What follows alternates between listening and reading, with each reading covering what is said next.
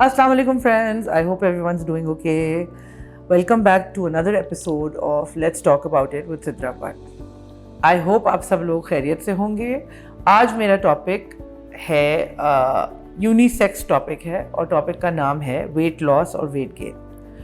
मैं जानती हूँ कि ये टॉपिक जो है ये बहुत सेंसिटिव है और सब लोग जो हैं most people are struggling with this problem and it's not just our country. I think ये ओवरऑल वर्ल्ड वाइड एक डिलेमा है जो लोगों को परेशान कर रहा है बिकॉज ऑफ द वे हम खाना खाते हैं, जो चीज़ें हम कंज्यूम करते हैं, हमारा लाइफस्टाइल जो बनता जा रहा है because of internet and because of tabs and phones and जो ये सब डिजिटल होता जा रहा है, उससे एक्सरसाइज कम हो गई है, उससे भी बहुत फ़र्क पड़ता है. मेंटल इलनेसेस तो खैर उरूज पर हैं ही because of these gadgets and everything, लेकिन जो एक चीज़ है जो कि आपकी सेहत को बहुत ज़्यादा अफेक्ट करती है वो होता है वेट. वेट बढ़ना, ज़्यादा बढ़ जाना भी ख़राब बात है और वेट का कम होना भी सही बात नहीं है. लेकिन कभी कभी ऐसे होता है कि आपका वज़न इन चीज़ों की वजह से नहीं बढ़ता बल्कि वज़न बढ़ने की वजूहात कुछ और होती हैं. उसमें कोई बीमारी भी शामिल हो सकती है, उसमें कोई डिसऑर्डर भी शामिल हो सकता है, उसकी वजह कोई परेशानी भी हो सकती है, कोई जहनी दबाव भी हो सकता है, उसकी अनगिनत वजूहात हैं. तो मेरा कहना सिर्फ ये है कि ओल्ड एज में वेट गेन वेट लॉस तो चलता रहता है. नॉर्मली एज जैसे जैसे बढ़ती है, मेटाबॉलिज्म स्लो होता है तो वज़न का आगे पीछे होना लाजमी है.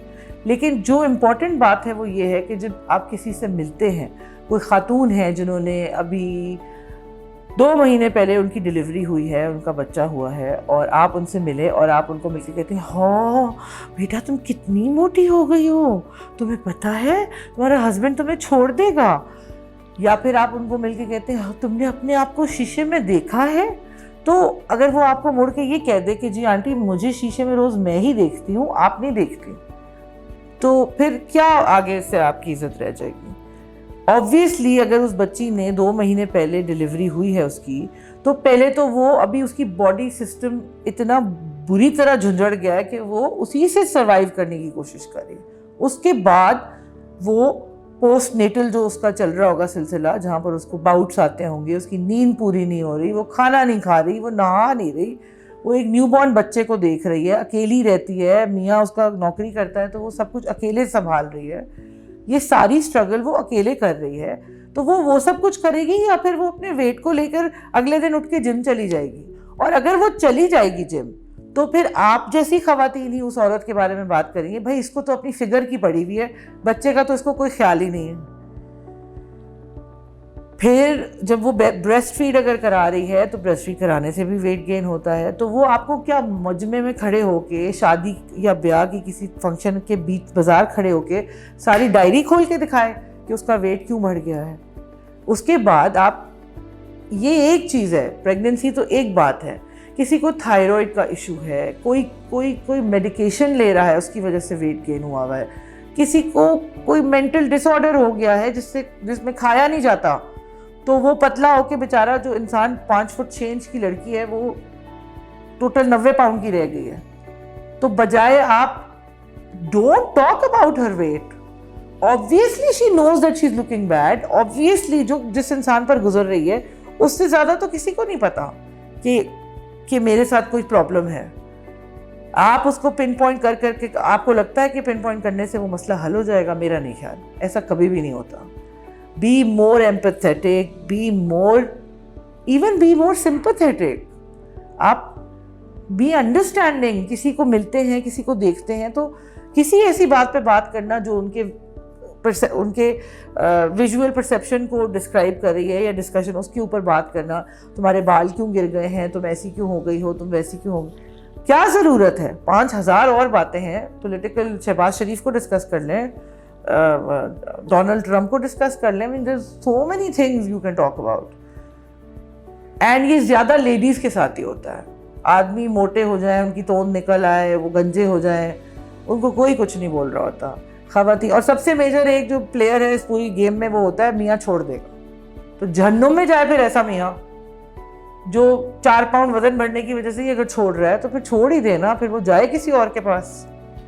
क्या ज़रूरत है आपको ऐसे मियाँ की? मुझे याद है when I gave birth to my daughter, the oldest one, and मेरे बाल बहुत कम हो गए थे and इतनी थिनिंग हो गई थी कि मेरा स्कैल्प नज़र आने लगता था। तो मैं अपने हस्बैंड के पास एक दिन गई और मैंने अपने हस्बैंड से बोला कि मैं अपना हेड शेव करूँगी। तो he looked at me, like क्या हुआ है? मैंने कहा मेरे बाल बहुत कम हो गए, मुझे बहुत बुरे लग रहे हैं, मैं अपना हेड शेव करूँगी। ही लाइक अच्छा ठीक है कर लो। तो देन ही लाइक तुम करोगी क्या, फिर सर को किस तरह वो करोगी? तो मैंने कहा मैं ऊपर से स्कार्फ ले लूँगी। ही लाइक अच्छा ठीक है। मैंने वो शेव कर दिया हेड एंड फर्स्ट तो मेरे अब्बू का चेहरे का रंग उड़ गया कि ये क्या किया। चलो अब्बू तो अब्बू है ना, अब्बू की तो खैर है।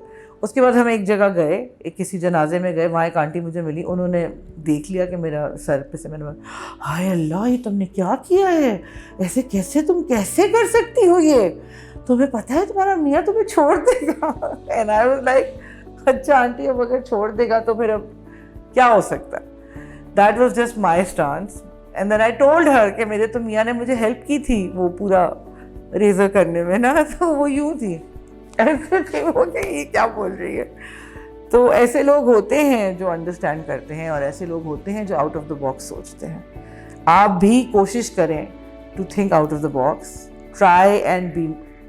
Just try, give it a little bit of a push के थोड़े से हम सॉफ्ट हो जाएं towards other people's feelings. I hope you will understand what I was trying to say. Till next time, I'll see you next time. Till then, all the best.